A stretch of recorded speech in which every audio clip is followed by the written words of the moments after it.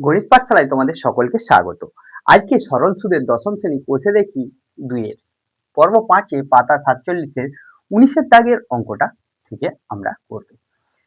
এখানে অঙ্কটাতে দেয়া আছে, দেখো, রহমত চাচা একটা বাড়ি তৈরি করার জন্য তিনি 12% সরল সুদে টাকা ধার নিচ্ছেন। কত? 2,40,000 টাকা। ধার নেওয়ার 1 বছর পর তিনি বাড়িটা ভাড়ায় দিয়ে দিয়েছেন। প্রতি মাসে ভাড়া বাবদ কত টাকা পাচ্ছেন? 5,200 টাকা। ধার নেওয়ার কত বছর পর তিনি বাড়ি ভাড়ার আয় থেকে সুদ সহ শোধ করবেন? দেখো, আমরা যখন অঙ্কটা করব তখন 5,200 টাকা প্রতি মাসে ভাড়া। প্রতি মাসে ভাড়াটা কত? প্রতি মাসে ভাড়া 5,200 টাকা। তাহলে তিনি 1 বছরে ভাড়া কত পাবেন? 5,200 গুণিত 12 টাকা। এই টাকাটা তিনি পাচ্ছেন। কিন্তু তিনি যে ধার নিয়েছেন যে বছর, তার থেকে 1 বছর পর তিনি বাড়িটা ভাড়া দিয়েছেন। তাহলে যদি ধার নিয়ে থাকেন x বছরের জন্য, তাহলে বাড়ি ভাড়া পাবেন ক বছরের জন্য? x - 1 বছর। 1 বছর কম পাচ্ছেন। তাহলে তিনি বাড়ি ভাড়া বাবদ মোট টাকা পাবেন কত? এত টাকা। আর x বছরে 2,40,000 টাকার সুদ 12% হারে সুদটাতে যে টাকাটা হচ্ছে, তার সাথে ওই 2,40,000 টাকাও শোধ করতে হবে, আসলটাও শোধ করতে হবে। এইটা সুদ আর আসলের যোগফলটা কার সাথে সমান হবে? এই বাড়ি ভাড়ার সাথে। তাহলে আমরা যদি ধরে নিই যে তিনি ব্যাংক থেকে x বছরের জন্য ধার নিয়েছেন, ধরিলাম তিনি, তাহলে আমরা এখানে লিখবো কি সলিউশনে? ধরিলাম ধার নেয়ার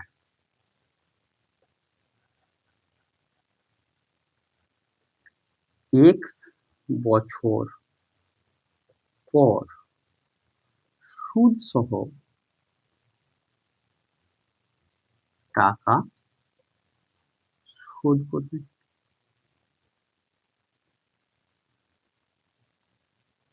তাহলে তিনি x বছর, তাহলে কি x বছর পরে, যে বছর ধার নিয়েছে তার x বছর পরে তিনি সুদ সহ টাকাটা শোধ করছেন।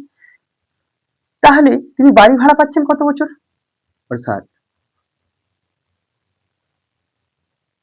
বাড়ি ভাড়া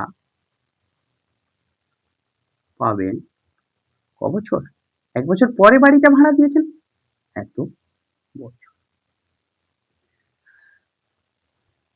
1 মাসে আগে বার করে নেব কত টাকা বাড়ি ভাড়াটা। 1 মাসে বাড়ি ভাড়া পান কত টাকা? 5,200 টাকা। তাহলে 12 মাসে বাড়ি ভাড়া পাবেন কত?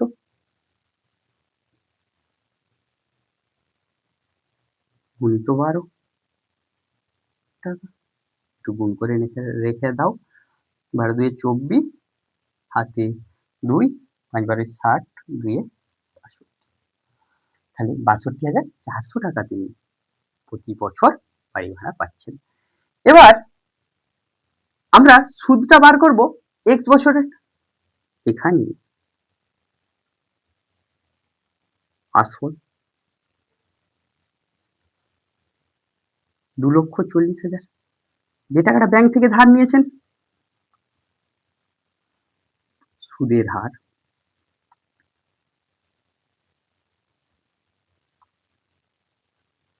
12% সময়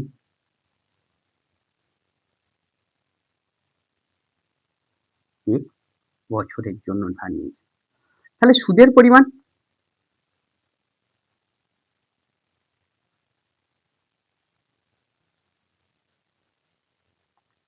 P/100, মানে একবারে লিখছি 2,40,000 ইন্টু 12 ইন্টু x বাই 100 টাকা। একটু আমরা যদি কাটাকাটি করে নিই, তাহলে কত আসছে? 4×8 = 48 হচ্ছে না?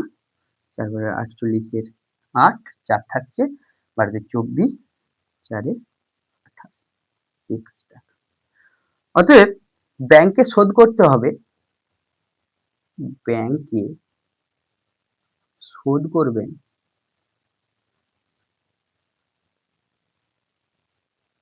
2,40,000 টাকা তো ধার নিয়েছিলেন, তার সাথে সুদটা দিতে হবে।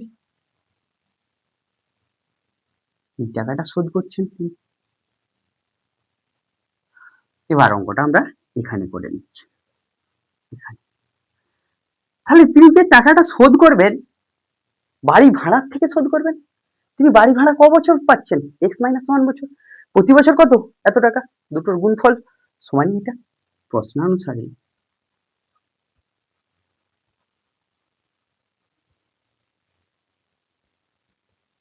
তাহলে দেখো আসল সুদ আসলটা কত? 2,40,000 যুক্ত 2,8,8,0,000 x সমান কত হচ্ছে? 65,400 ইন্টু x-1। কারণ x-1 কেন? x-1 বছর তিনি টাকাটা কি করছেন? ভাড়াটা পাচ্ছেন। তাহলে এখানে আমরা যদি একটু সাজিয়ে নিই 0,0 x আর এখান থেকে মাইনাস 62,400 x আর এখানে মাইনাস 62,400 মাইনাস এই 2,40,000কে নিয়ে চলে যাচ্ছি ডান দিকে, 2,40,000। তাহলে এখানে আমরা যদি যোগ বিয়োগটা করে নিই কত পাচ্ছি দেখো, এটা ছোট 28,800 আর এটা 0,0 x তো থাকছে, 8 6 3 3 হলে কত হয়েছে?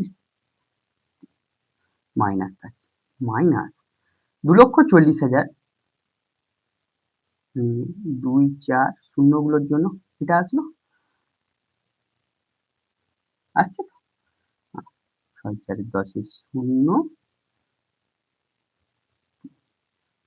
এখানে x সমান তাহলে কত পাচ্ছি আমরা?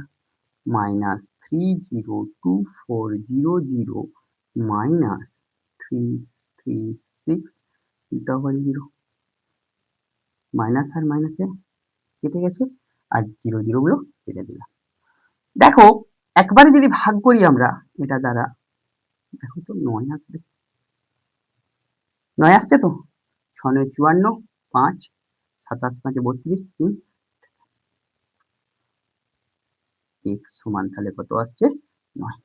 অতএব তিনি ব্যাংক থেকে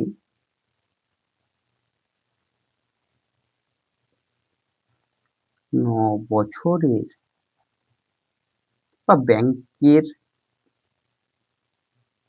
ঋণ 9 বছর পর শোধ করবে।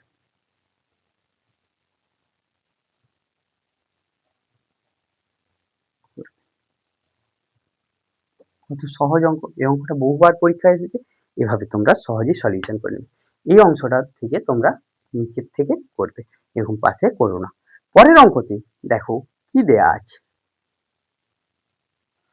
দেখো 20 অঙ্কে কি দেয়া আছে। রথিনবাবু তার 2 মেয়ের প্রত্যেকের জন্য ব্যাংকে এমন ভাবে টাকা জমা রাখলেন যাতে প্রত্যেক মেয়ের বয়স যখন 18 বছর হবে প্রত্যেক মেয়ে 1,20,000 টাকা করে পাবে। ব্যাংকে বার্ষিক সরল সুদের হার 10%। বার্ষিক সরল সুদ কত দিচ্ছে? 10%। মেয়েদের বয়স যথাক্রমে 13 বছর ও 8 বছর। তিনি প্রত্যেক মেয়ের জন্য কত টাকা জমা রেখেছিলেন? এর সলিউশন করার আগে অঙ্কটা একটু বুঝে নিই। দেখো আমি ধরে নিচ্ছি ফার্স্ট মেয়ে বা বড় মেয়ের জন্য x টাকা আর ছোট মেয়ের জন্য তিনি জমা রেখেছিলেন y টাকা। কত টাকা? বড়র জন্য জমা রাখলেন x টাকা, ছোটর জন্য। বড় মেয়ের বয়স কত? 13 বছর। 18 বছর বয়সে তিনি টাকাটা পাচ্ছেন, তাহলে কত বছর ব্যাংক তাকে সুদ দিচ্ছে? 18 মাইনাস 13 মানে 5 বছর। কিন্তু ছোট মেয়ে তাহলে সময়টা কত বছর পাচ্ছেন? সুদটা পাচ্ছে কয় বছরের জন্য? 5 বছর। ছোট মেয়ের বয়স কত? 8 বছর। তাহলে তাকে ব্যাংক কত বছরের জন্য সুদ দিচ্ছে? 18 বছর বয়সেই ম্যাচুরেট হচ্ছে টাকাটা, মাইনাস 8 সমান কত? 10 বছর। তাহলে দুজনেরই একটা টাইম পেয়ে গেলাম। সুদের হার দুজনের ক্ষেত্রেই সুদের হার কত? আরো 10%, আর এখানেও সুদের হার কত? 10%। তাহলে সুদ বাবদ এখানে কত পাচ্ছে আর এখানে কত পাচ্ছে সেটা পাবো। তার সাথে এই এক্সটা আসলটা এবং এখানে যে সুদটা পাচ্ছে তার আসলটা দুটোর যোগফল কত হবে? 1,20,000। এভাবে আমরা এক্স এবং ওয়াই এর মান বার করে নিতে পারবো। তাহলে আমরা ধরে নেব যে তিনি বড় মেয়ের জন্য এক্স টাকা এবং ছোট মেয়ের জন্য ওয়াই টাকা জমা রাখছেন। তাহলে ধরিলাম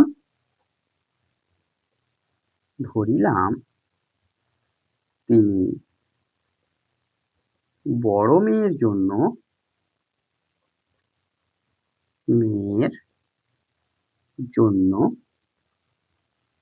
এক্স টাকা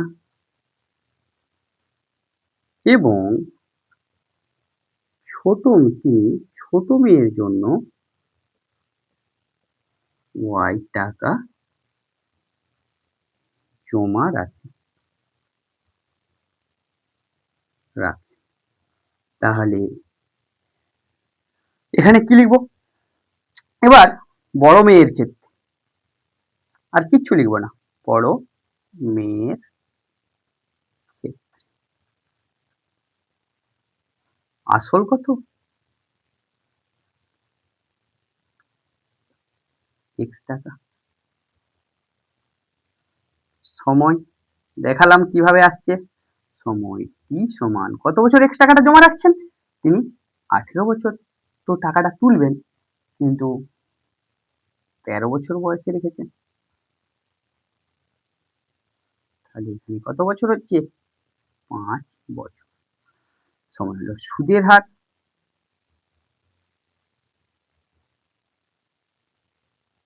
সুদের হার সমান কত টাকা? সরি 10%। সুদের হারটা 10%, এটা আর। তাহলে তোমরা দেখো ব্যাংক কত টাকা সুদ দিচ্ছে? সুদের পরিমাণ ব্যাংক কত টাকা তাকে সুদ দিচ্ছে? P into R into T by 100 টাকা। তাহলে যে টাকাটা রেখেছিলেন তার অর্ধেক টাকা সুদ দিচ্ছে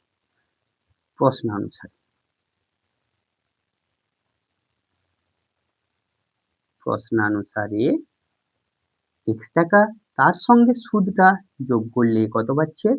1,20,000। তাহলে এখানে যোগ করে নাও কত হচ্ছে? 3x/2 সমান 1,20,000 বা x সমান 1,20,000 গুণিত, এটা কাটলে 40 হচ্ছে নাকি? 40 দুগুণে 80,000 টাকা। তাহলে এক্স এর মান 80,000 পেয়ে গেলাম। এবার ছোট মেয়ের ক্ষেত্রে আমরা কার ক্ষেত্রে বার করব? ছোট মেয়ের ক্ষেত্রে। তোমরা এগুলো কিন্তু নিচে নিচে করবে। ছোট মেয়ের ক্ষেত্রে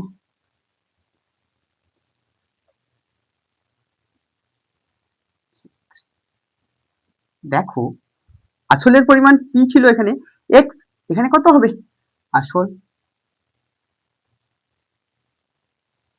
পি সমান ওয়াই। সময় কত? পি সমান কত হবে? 18 বছরে তুলছে কিন্তু তার বয়স কত? 8 বছর। তাহলে টাকাটা জমা রেখেছিল ক বছর? 10 বছর। সুদের হার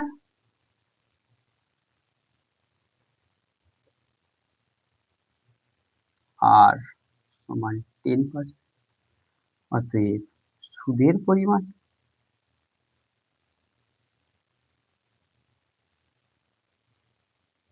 P R T by 100।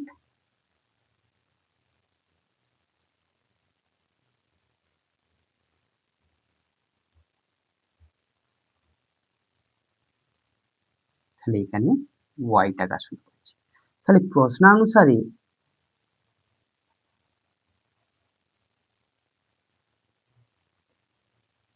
Y plus Y সমান কত? 1,20,000 বা 2y সমান 1,20,000 বা y সমান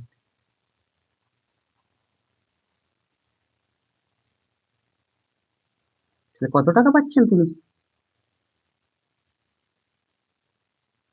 60,000 টাকা। 60,000 টাকা তুমি জমা রেখেছিলেন। অতএব দিয়ে তোমরা লিখে ফেলো। বড় মেয়ের জন্য আমি এখানটায় লিখে দিচ্ছি ছোট্ট করে, এটা সবার নিচে লিখবে তোমরা উত্তর লাইন। অতএব বড় মেয়ের জন্য কত হাজার? 80,000, সরি 80,000 টাকা ও ছোট মেয়ের জন্য কত? 60,000 টাকা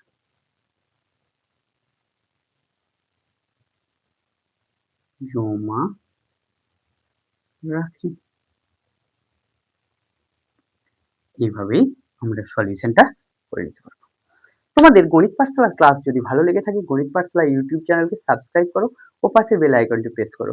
গণিত পাঠশালা বাই অনুপ ফেসবুক পেজকে ফলো করো, লাইক করো, বন্ধুদের মধ্যে শেয়ার করো ও কমেন্ট করে জানাও পরবর্তী কোন ক্লাস প্রয়োজন তোমাদের।